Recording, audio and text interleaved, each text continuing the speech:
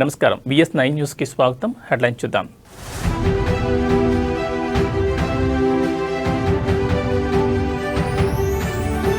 రాజమండ్రి వద్ద ఘోర ప్రమాదం, 3 బస్సులు ధ్వంసం.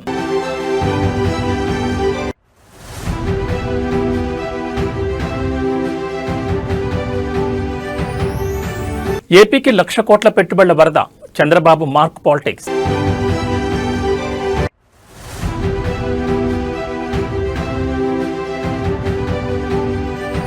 సిట్ విచారణకు హరీష్ రావు, తెలంగాణ రాజకీయాల్లో హిట్.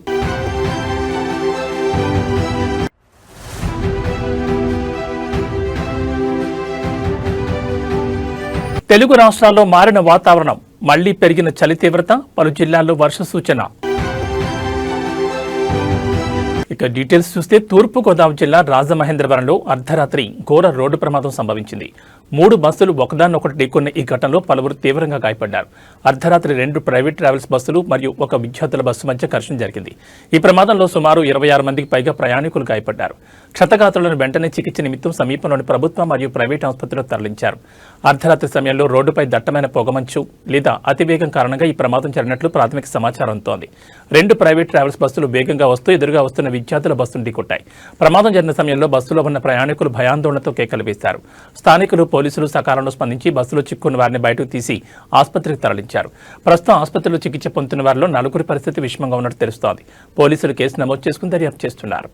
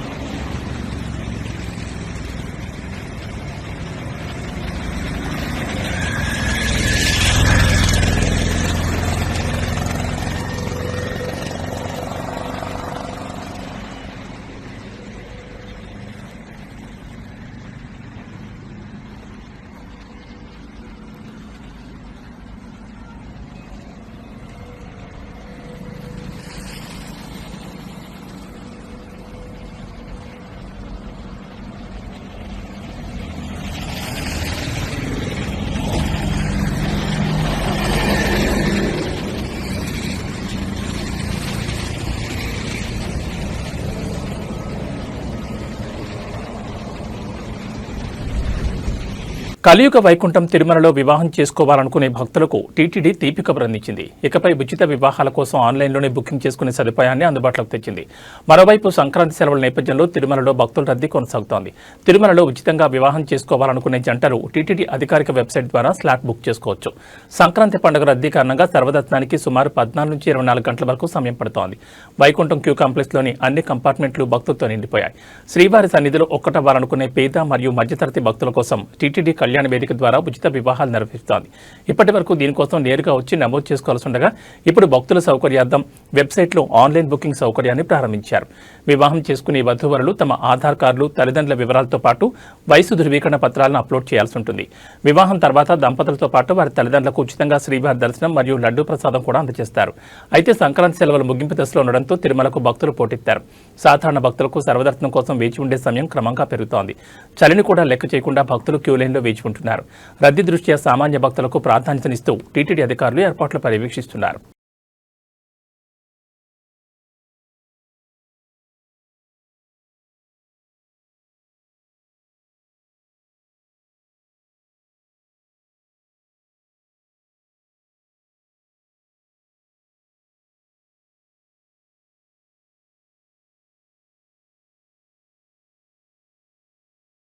ఆంధ్రప్రదేశ్ను పెట్టుబడుల హబ్గా మార్చడమే లక్ష్యంగా ముఖ్యమంత్రి చంద్రబాబు నాయుడు దూసుకుపోతున్నారు. తాజాగా రాష్ట్రంలో 1,00,000 కోట్ల భారీ పెట్టుబడులకు రంగం సిద్ధమైంది. గూగుల్, IBM వంటి దిగ్గజ సంస్థలతో ప్రభుత్వం జరిపిన చర్చలు ఫలించడంతో రాష్ట్ర ఆర్థిక ముఖచిత్రం మారబోతోంది. ఏపీ కేబినెట్ సుమారు 1,00,000 కోట్ల విలువైన పెట్టుబడి ప్రతిపాదనలకు ఆమోదం తెలిపింది. రాష్ట్రాన్ని దేశంలోనే ప్రధాన లాజిస్టిక్ హబ్గా మార్చేందుకు ఏపీ లాజిస్టిక్స్ ఇన్ఫ్రాస్ట్రక్చర్ కార్పొరేషన్ ఏర్పాటుకు గ్రీన్ సిగ్నల్ లభించింది. గూగుల్ భారీ డేటా సెంటర్, IBMతో కలిసి అమరావతిలో క్వాంటమ్ కంప్యూటింగ్ సెంటర్ ఏర్పాటుకు ముందడుగు పడింది. ముఖ్యమంత్రి ముఖ్యమంత్రి Chandrababu Naidu speed of doing business నినాదంతో పారిశ్రామికవేత్తలను ఆకర్షిస్తున్నారు. విశాఖపట్నంలో గూగుల్ సంస్థ సుమారు 88,000 కోట్లతో ఏఐ డేటా హబ్ని ఏర్పాటు చేయనుంది. దీనివల్ల వేలాది మంది యువతకు ఉపాధి లభించనుంది. మరోవైపు దావోస్ పర్యటనలో భాగంగా ఐబీఎం చైర్మన్తో భేటీ అయిన ముఖ్యమంత్రి రాష్ట్రంలో క్వాంటమ్ టెక్నాలజీ అభివృద్ధికి సహకరించాలని కోరారు. రాష్ట్రంలోని 1,053 కిలోమీటర్ల సుదీర్ఘ తీర ప్రాంతాన్ని వాడుకుంటూ వాడరేవులు, విమానాశ్రయాలను అనుసంధానం చేస్తూ భారీ లాజిస్టిక్ పార్కులు ఏర్పాటు చేయబోతున్నారు. అనంతపురం, కర్నూలు, బాపట్ల వంటి జిల్లాల్లో కొత్త పారిశ్రామిక జోన్ల ద్వారా లక్షలాది ఉద్యోగాలు సృష్టించే లక్ష్యంగా ప్రభుత్వం కార్యాచరణ రూపొందించింది.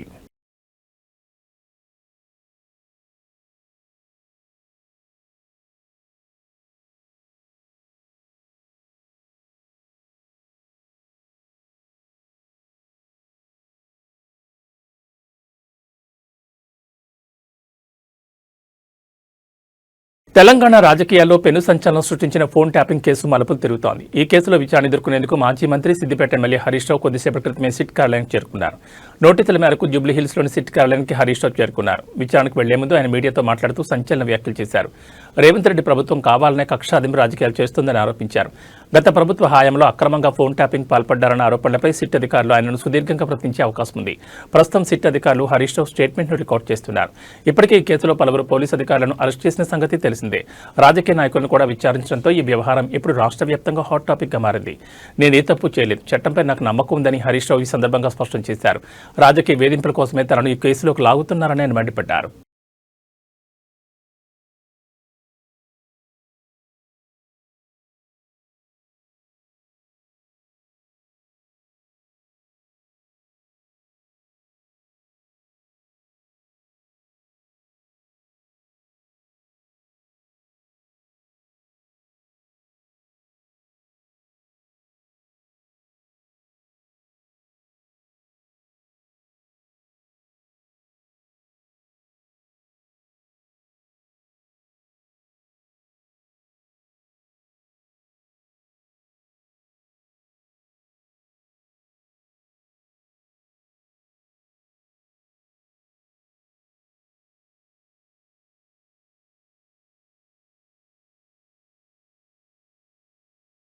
పంట పెట్టుబడి సాయం విషయంలో అన్నదాతలకు తెలంగాణలో నిరాశ ఎదురయ్యేలా కనిపిస్తోంది. కాంగ్రెస్ ప్రభుత్వం ప్రతిష్టాత్మకంగా ప్రకటించిన రైతు భరోసా అమలుపై ప్రస్తుతం సందిగ్ధం నెలకొంది. వచ్చే ఏడాది మార్చి వరకు ఈ సాయం అందడం కష్టమేనని ప్రభుత్వ వర్గాల నుంచి అందుతున్న సమాచారం ఇప్పుడు రాష్ట్ర వ్యాప్తంగా చర్చనీయాంశంగా మారింది. రైతు భరోసాకు సంబంధించి ఎవరికి ఇవ్వాలి, ఎవరికి కోత విధించాలి అనే మార్గదర్శకాలను ఖరారు చేయడంలో కేబినెట్ సబ్ కమిటీ కసరత్తు ఇంకా కొనసాగుతూనే ఉంది. భారీగా అవసరమైన నిధులను సర్దుబాటు చేయడం ప్రభుత్వానికి సవాలుగా మారింది. గతంలో ఉన్న లోపాలను సరిదిద్ది కేవలం సాగు చేస్తున్న రైతులకు మాత్రమే ఈ సాయం అందించాలని ప్రభుత్వం భావిస్తోంది. దీనివల్ల లబ్ధిదారుల జాబితా తయారీకి సమయం పడుతోంది. సాధారణంగా వానాకాలం లేదా యాసంగ సీజన్ ప్రారంభంలోనే పెట్టుబడి సాయం అందాలి. కానీ ఇప్పుడు మార్చి వరకు గడువు పొడిగించబడే అవకాశం ఉండడంతో పెట్టుబడుల కోసం అప్పులు చేయక తప్పదని రైతులు ఆవేదన వ్యక్తం చేస్తున్నారు. ప్రతి ఎకరాకు 15,000 ఇస్తామని హామీ ఎప్పుడు నెరవేరుతుందా అని రైతాంగం కళ్లల్లో బొత్తులు వేసుకుని ఎదురుచూస్తోంది. ప్రభుత్వం ఈ పథకానికి సంబంధించి త్వరలోనే కొత్త పోర్టల్ను ప్రారంభించే అవకాశం ఉంది. దీని ద్వారా భూమి వివరాలు, సాగు వివరాలను అధికారులు క్షేత్రస్థాయిలో పరిశీలించనున్నారు.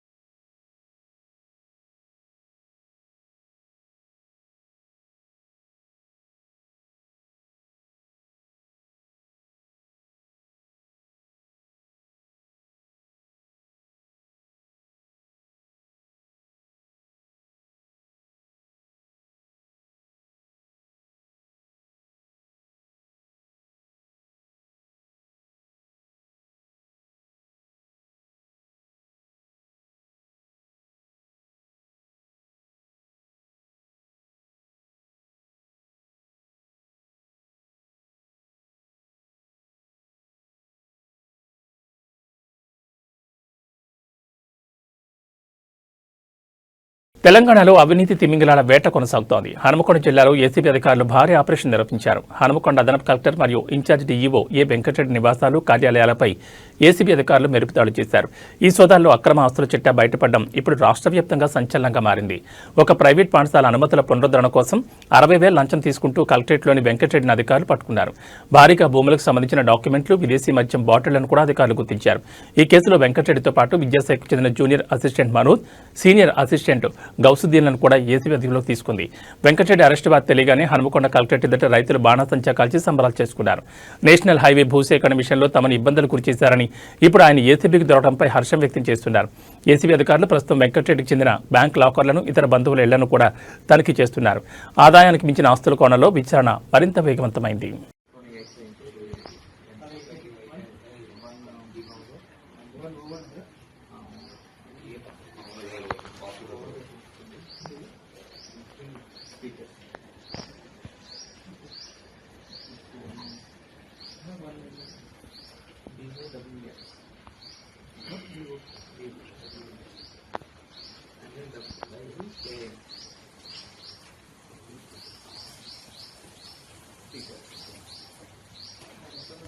అంతరిక్ష పరిశోధనల చరిత్రలో ఒక అద్భుతమైన అధ్యాయం ముగిసింది. దశాబ్దాల పాటు నింగిలో విహరించి నారీ శక్తికి నిలువుటద్దంగా నిలిచిన భారత సంతతి వ్యోమగామి సునీత విలియమ్స్ తన సుదీర్ఘ అంతరిక్ష ప్రయాణానికి స్వస్తి పలికారు.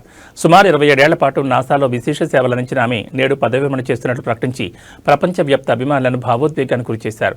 తన 27 ఏళ్ల కెరీర్లో సునీత విలియమ్స్ అసాధారణ విజయాలు నమోదు చేశారు. అత్యధిక సార్లు స్పేస్ వాక్ చేసిన మహిళగా ఒకప్పుడు ఆమె ప్రపంచ రికార్డు సృష్టించారు. ఆమె మొత్తం 7 సార్లు స్పేస్ వాక్ చేశారు. అంతరిక్షంలో అత్యధిక రోజులు గడిపిన మహిళా వ్యోమగాముల్లో ఒకరిగా ఆమె చరిత్ర సృష్టించారు. తన ప్రతి ప్రయాణంలోనూ భగవద్గీతను, సమోసాలను వెంట తీసుకెళ్లి తన భారతీయ మూలాలను గర్వంగా చాటారు. ఆమె తన చివరి మిషన్లో భాగంగా బోయింగ్ స్టార్లైనర్ నౌక ద్వారా అంతర్జాతీయ అంతరిక్ష కేంద్రానికి వెళ్లారు. సాంకేతిక లోపాల వల్ల ఆమె అక్కడ అనుకున్న దానికంటే ఎక్కువ కాలం గడపాల్సి వచ్చినప్పటికీ మొక్కబోని ధైర్యంతో ఆ సవాళ్లను ఎదుర్కొన్నారు. నేడు భూమికి తిరిగి వచ్చిన అనంతరం తన విశ్రాంత జీవితాన్ని ప్రకటించారు.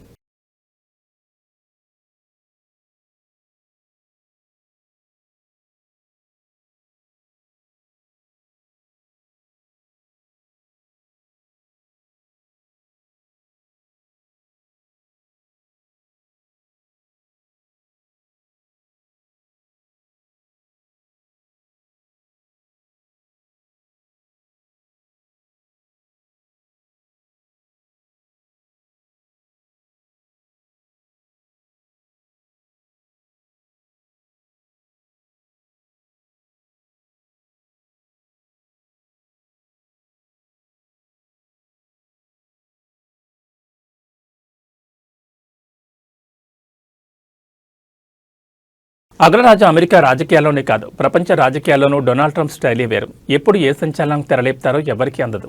తాజాగా ట్రంప్ తన సోషల్ మీడియా ప్లాట్ఫామ్లో పోస్ట్ చేసిన ఒక ఏఐ జనరేటెడ్ ఫోటో ఇప్పుడు ప్రపంచ దేశాల్లో ప్రకంపనలు సృష్టిస్తోంది. అమెరికా మ్యాప్ను మారుస్తూ ఆయన చేసిన పోస్ట్ చూసి అటు కెనడా, ఇటు వెనిజులా దేశాలు అవాక్కవుతున్నాయి. ట్రంప్ షేర్ చేసిన ఫోటోలో అమెరికా సరిహద్దులు మారిపోయాయి. కెనడా, వెనిజులా మరియు గ్రీన్లాండ్ దేశాలను అమెరికా భూభాగంలో కలిపేసి ఉన్న ఒక కొత్త మ్యాప్ను ఆయన పోస్ట్ చేశారు. ఇది ఒక ఆర్టిఫిషియల్ ఇంటెలిజెన్స్ రూపొందించిన ఫోటో అయినప్పటికీ ట్రంప్ స్వయంగా దీన్ని షేర్ చేయడంతో దీనికి రాజకీయ ప్రాధాన్యత సంతరించుకుంది. గతంలోనూ గ్రీన్లాండ్ కొనుగోలు చేస్తామంటూ ట్రంప్ చేసిన వ్యాఖ్యలు అప్పట్లో వివాదాస్పదమయ్యాయి. ఇప్పుడు ఏకంగా మ్యాప్లోనే కలిపేయడం ఆయన అమెరికా ఫస్ట్ సిద్ధాంతానికి పరాకాష్ట అని విశ్లేషకులు భావిస్తున్నారు. ఈ పోస్టు బయటకు వచ్చిన నిమిషాల్లోనే వైరల్ అయింది. కెనడా ప్రభుత్వ వర్గాల నుంచి దీనిపై తీవ్ర అభ్యంతరాలు వ్యక్తమవుతుండగా సోషల్ మీడియాలో దీనిపై పెద్ద ఎత్తున మీమ్స్ మరియు చర్చలు జరుగుతున్నాయి. ట్రంప్ తనదైన శైలిలో మేక్ అమెరికా గ్రేట్ అగైన్ అనే నినాదంతో ఈ ఫోటోను వదిలినట్లు తెలుస్తోంది.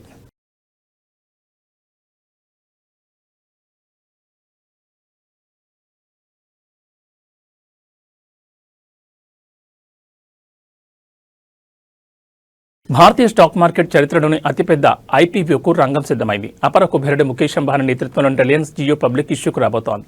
సుమారు 37,000 కోట్ల నిధుల సమీకరణ లక్ష్యంగా రాబోతున్న ఈ మదర్ ఆఫ్ ఆల్ ఐపీఓ కోసం ఇన్వెస్టర్లు కళ్ళు కాయలు కాచాలు ఎదురుచూస్తున్నారు. 2026 మొదటి అర్ధభాగంలోని ఈ మెగా ఐపీఓ మార్కెట్లోకి వచ్చే అవకాశం ఉందని తాజా సమాచారం. ఈ ఐపీఓ ద్వారా జియో సుమారు S4 బిలియన్ల నుంచి S4.5 బిలియన్ల నిధులను సేకరించాలని భావిస్తోంది. ఇది గతంలో హ్యుండాయ్ మోటార్ ఇండియా సృష్టించిన రికార్డును మించిపోయే అవకాశం ఉంది. అంతర్జాతీయ ఇన్వెస్ట్మెంట్ బ్యాంకుల అంచనా ప్రకారం జియో ప్లాట్ఫామ్స్ విలువ దాదాపు S180 బిలియన్లు. భారీ కంపెనీల కోసం సెబీ తన నిబంధనలను సడలిస్తోంది. 5% వాటాకు బదులుగా కేవలం 2.5% వాటాను విక్రయించడం ద్వారా ఈ నిధులను సేకరించాలని అంబానీ ప్లాన్ చేస్తున్నారు.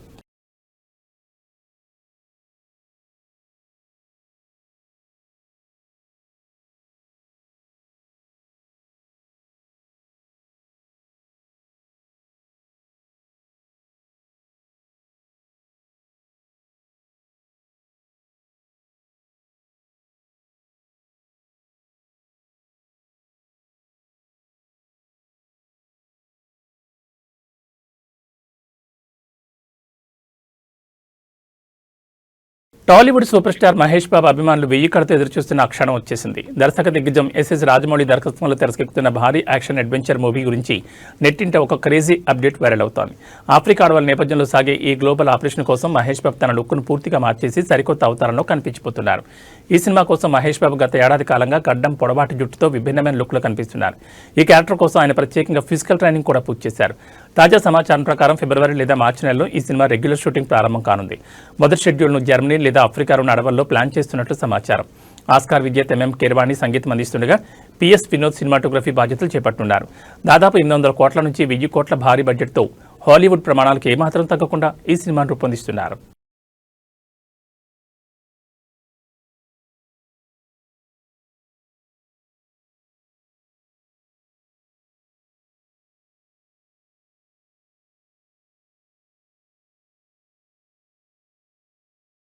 క్రికెట్ అభిమానులకు అసలైన మజా షురూ కాబోతోంది. రేపటి నుంచి భారత్ మరియు న్యూజిలాండ్ జట్ల మధ్య తీన్మార్ టీ20 సిరీస్ ప్రారంభం కానుంది.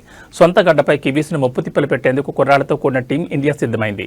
ఈ సిరీస్ను విజయంతో ప్రారంభించాలని పట్టుదలగా ఉన్న యువ కెప్టెన్ శుభ్మన్ గిల్ తుది జట్లో ఉండబోయే మార్పులపై ఈ రోజే మీడియాకు స్పష్టతనిచ్చారు. శుభ్మన్ గిల్తో పాటు మరో యువ సంచలనం అభిషేక్ శర్మ ఇన్నింగ్స్ను ఆరంభించే అవకాశం ఉంది. తనతో పాటు యశస్వి జైస్వాల్ కూడా అందుబాటులో ఉండడంతో ఓపెనింగ్ స్థానంపై గిల్ ఆసక్తికర వ్యాఖ్యలు చేశారు. పేస్ గుర్రాలు రవి బిష్ణోయ్ మరియు హర్షదీప్ సింగ్లు ప్రధాన అస్త్రాలుగా బరిలోకి దిగనున్నారు. పిచ్ కండిషన్ బట్టి ఎక్స్ట్రా స్పిన్నర్ అవసరమా అనే దానిపై రేపు ఉదయం నిర్ణయం తీసుకుంటామని గిల్ తెలిపారు. సంజు శాంసన్ మరియు రింకు సింగ్ ఫినిషనర్లుగా తమ పాత్రను సమర్థవంతంగా పోషిస్తారని కెప్టెన్ ఆశాభావం వ్యక్తం చేశారు. న్యూజిలాండ్ జట్లో కూడా మార్క్ చాప్మన్, గ్లెన్ ఫిలిప్స్ వంటి ప్రమాదకర బ్యాటర్లు ఉండడంతో రేపటి మ్యాచ్ హోరాహోరీగా సాగడం ఖాయంగా కనిపిస్తోంది. గిల్ కెప్టెన్సీలో ఈ కుర్ర జట్టు కివీస్ కోటాను ఎలా బద్దలు కొడుతుందో చూడాలి మరి.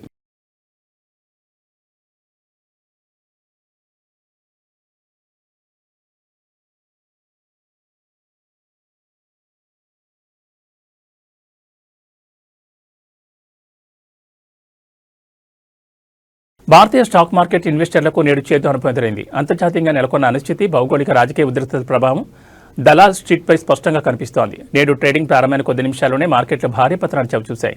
సెన్సెక్స్ ఏకంగా 1.2% కుప్పకూలి ఇన్వెస్టర్ల సంపదను ఆవిరి చేసింది. సెన్సెక్స్ దాదాపు 800 పాయింట్ల పైగా నష్టపోయి కీలక స్థాయిలో దిగువన ట్రేడ్ అవుతోంది. నిఫ్టీ కూడా 200 పాయింట్ల పైగా నష్టపోతూ 24,000 మార్కు దిగువకు చేరుకుంది. ముఖ్యంగా ఐటీ, బ్యాంకింగ్ మరియు ఆయిల్ రంగ షేర్లు భారీగా అమ్మకాల ఒత్తిడిని ఎదుర్కొంటున్నాయి. రిలయన్స్, హెచ్డిఎఫ్సి, ఇన్ఫోసిస్ వంటి దిగ్గజ షేర్లు నష్టాల్లో కొనసాగుతున్నాయి. అమెరికా మార్కెట్లలో నిన్న చోటు చేసుకున్న పతనం ఆసియా మార్కెట్లపై తీవ్ర ప్రభావం చూపింది. ఫెడరల్ రిజర్వ్ నిర్ణయాల నేపథ్యంలో విదేశీ ఇన్వెస్టర్లు భారత్ వంటి ఎమర్జింగ్ మార్కెట్ల నుంచి నిధులను వెనక్కి తీసుకోవడం, అంతర్జాతీయ మార్కెట్లో క్రూడ్ ఆయిల్ ధరలు పెరగడం రూపాయి విలువపై ఒత్తిడిని పెంచుతోంది.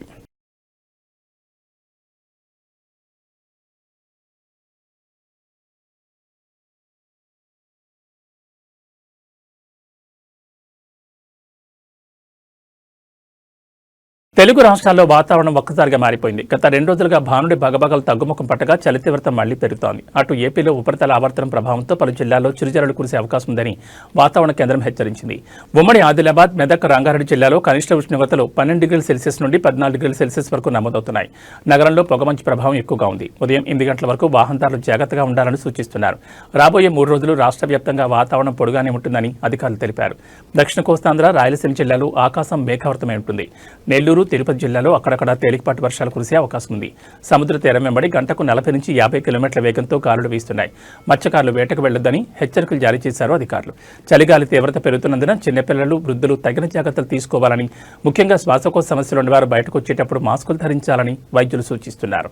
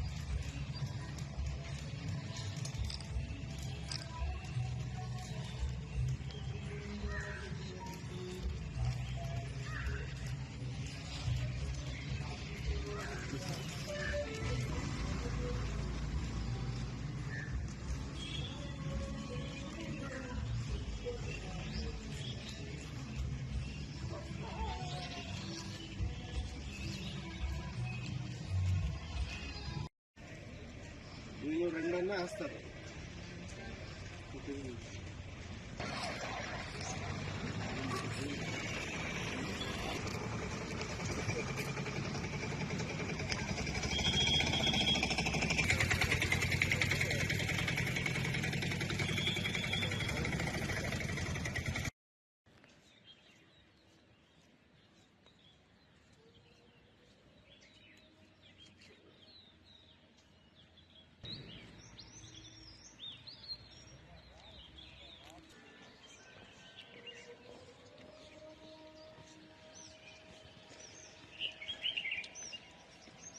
ఏబీ బులెటిన్ విశేషాలు. నమస్కారం.